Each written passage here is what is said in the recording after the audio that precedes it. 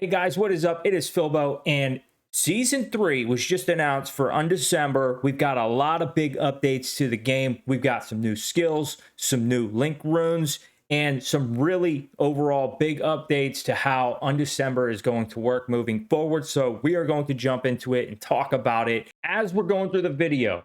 I want to hear from you guys. What are your thoughts? What skills are you going to be running for season 3? I would like to know. Drop that info down in the comments section, but let's jump right into this. Season 3 is going to be starting on December 7th. This is actually a few weeks earlier than I anticipated it would happen. The last couple of seasons have started towards the end of the month, and this one they're bumping up a little early. My guess is just to accommodate holidays and whatnot. They're also making some improvements to episodes. Quick note here is that they've reduced the gameplay routes for episode 3, act 11 and 12 to a minimum. Act 11 takes, right now, it takes a really long time to get through. So this is going to make getting through the acts a little bit faster. They're not making any changes to act 13 though. We believe it's premature to reduce the gameplay routes for act 13. I get that. Act 13 is still newish and they want to leave it be so that players can enjoy it as it's meant to be enjoyed. And then they'll probably reduce it going forward.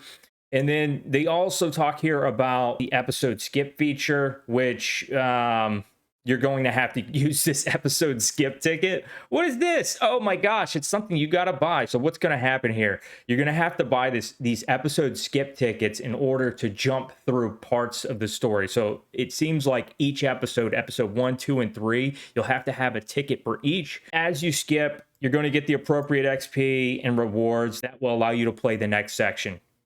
So you're going to get rewards and levels just handed to you if you get these episode skip tickets. So if we look at it, there's this spreadsheet I was looking at earlier that some people from the community shared. And if you want links to that Discord for the Undecember community, and I'll provide that in the description below. But I was looking at it, and the season 3 shop here, we've got these episode skip tokens right here. 400 rubies, 960 rubies. So if you have rubies, you can get these. I'm not a big fan of this. I wish they would have just added the option for us to be able to skip, because what's going to happen is people who skip are going to instantly get the XP it's talking about and the base rewards and get a jump on everyone else. I don't like that they're making this a rubies thing, but I get it. This is how they monetize their game. So I understand. I don't like it though. So that's what's going to happen there. If you want to spend the money to get the rubies or earn the rubies before the season starts, I'm assuming you can do that and then skip that way. So if you want to prepare for the season, that's how you'll have to do it. Now let's talk about the new skills, because we've got some new skills coming. 2 new skills, Thorn Explosion and Trick Shot. Thorn Explosion is going to create multiple thorns that deal physical damage. Right off the bat, this skill looks very cool. I like it. It's a melee ability. Looks like it does AoEs in random areas around you. I could see myself running this build. I actually am going to run this build at some point next season, if I can help it. It looks fun. It looks like a new interesting take on melee, and I want to play it. Hell yeah. Next, we have Trick Shot. Trick Shot is going to be a movement ability, and what you'll see here is that you're going to fire yourself backwards. So, yeah, I could. It looks like it's a bow ability here. You're going to shoot yourself away from enemies, and if you use it right, you can use it to traverse maps much quicker. So, very cool ability. I like this. I'd probably put this on my action bar if I were a bow user. This does have the added benefit of doing damage. It looks like you're shooting mobs at the same time. So who knows? It might add like a little bit of extra burst DPS when you're using it during mapping. So could be a nice skill, but it's new fresh skills. That's always a good thing. So I like it. They're also adding 3 new link. We have decrease on, and they're all red runes. So keep that in mind. These are going to help out these physical builds. Red usually means melee and physical abilities. We're going to get decrease armor as a link rune. Temporary decreases hit target's armor. I don't know how much it's going to decrease it by, but I could see this potentially replacing certain links. Like, I run melee damage amplification on a lot of my physical builds. I could see myself taking that one out for this one if the damage is right. The other thing we got here, and this is the big one. This is nuts, man. I cannot believe they added. I had like, when I saw this, I'm like, no way. Like, am I reading this right? Convert physical damage. A link rune that can only be linked to elements that changes the main element of skills to physical. You're going to be able to convert any element spell to physical. Like, this is nuts. Like, my mind's kind of blown. I can't believe this. This is going to, I don't know how I feel about this yet. I'm sure I'll like it. It seems a little goofy. It's not something I was expecting. I could see this opening up some really, really interesting build combinations. I'm not sure yet because I don't know exactly how this is going to work. My guess is when you convert certain elements to physical, they might lose some of the functionality that was element based. So we will see which abilities end up becoming the go-tos to convert to physical, but I'll definitely be playing around with this. I'll probably make a video on how this works in the future, so stay tuned with that. Finally, we have Soul Prayer here. Soul Prayer is going to gain defense effect buff every time an enemy is hit. This is it right here. I can't read what's going on because I don't read Korean, but what's going on is you're going to be able to add this to an attack, melee, strike ability. Not going to be able to add this to your activated skill, which is going to be a spell, because it's going to require this attack tag. So keep that in mind. But I'm interested to see how this pans out and what this gets used for. Currently, we've got some really nice link runes that we use for defensive purposes as melee builds. Anybody who runs a melee build is usually running Grand Approach and Fighting Spirit. Those two add a lot of survivability. So adding this on top of it could be like really, really nice, but we will see. I'm not sure. I still have to see this thing in its end state, and we will look at that more closely in the future. But that is that. Next thing we're gonna look at is that we've got new unique items and changes to skill mechanisms. So basically change how certain skills work, and they've primarily focused on physical abilities. Undecember's director has stated in the past that he wants to buff up physical abilities, and he notices that there's an issue with those. So let's go ahead and just look at a couple of these. Ignore this transcendent stuff off to the side. We'll talk about that in a little bit, but I'm just going to move down here. Let's look at these Alyssa's landings. So Alyssa's landings, they're going to be boots, drag enemies in and trigger additional strikes when using leap attack. So this could help melee builds group up mobs easier. Aftershock here, the Spalders decrease earth energy spent when fissures, additional fissures hit. So if you know anything about fissure, and I have a build that uses fissure called Seismic Slam Berserker, check that out. It takes 2 earth energies once you hit 5 earth energies to get an additional shockwave or an additional fissure. This is going to basically make you do an extra fissure way more often. It's going to lower the earth energy that gets decreased when you get the extra fissure.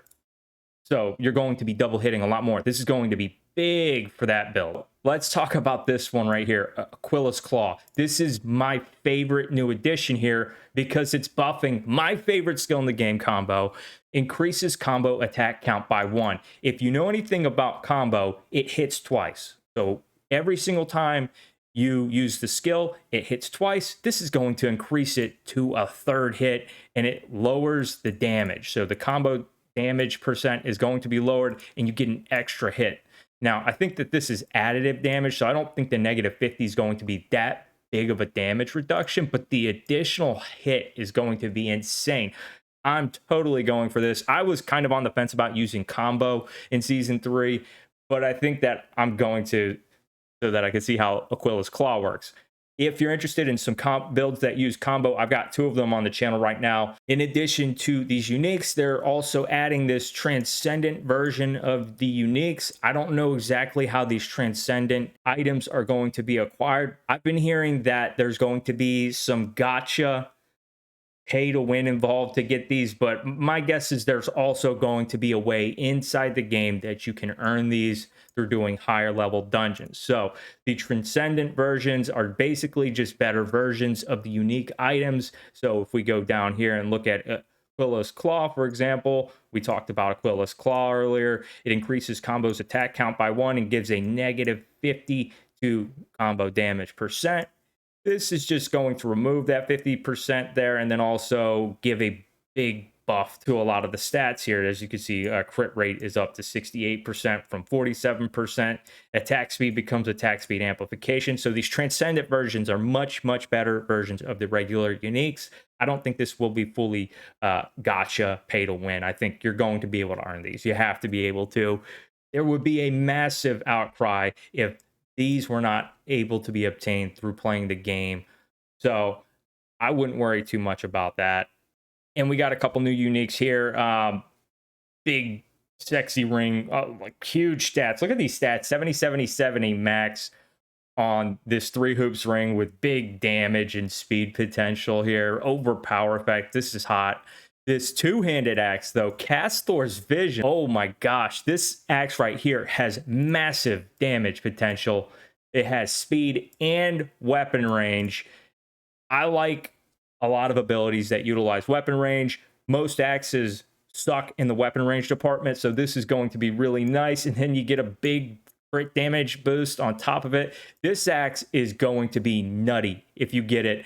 I'm totally hoping to get this in the next season to use again with my combo setup because this is going to be big, big damage. On top of that, hardcore mode is also going to get some of their own uniques, and I'm not going to go through them, but you're going to get some really, really nice gear if you go into hardcore mode. My guess is you'll be able to sell these on the auction house and people in non-hardcore modes will be able to get them. So this is an additional benefit to running hardcore mode if you're willing to take the chance. So that is available. And we also have an update to Lacrima. There's going to be the addition of a legendary Lacrima drop. Currently in the game, we have magic, rare, and unique Lacrimas. The unique Lacrimas will only drop 1 gear slot for 1 unique. Legendary Lacrima is going to be added, and you're going to get 3 gear slots. One of them is guaranteed to be unique, and then the other 2 are going to be, it's going to be chance based, but you could get a Lacrima with up to 3 uniques on it.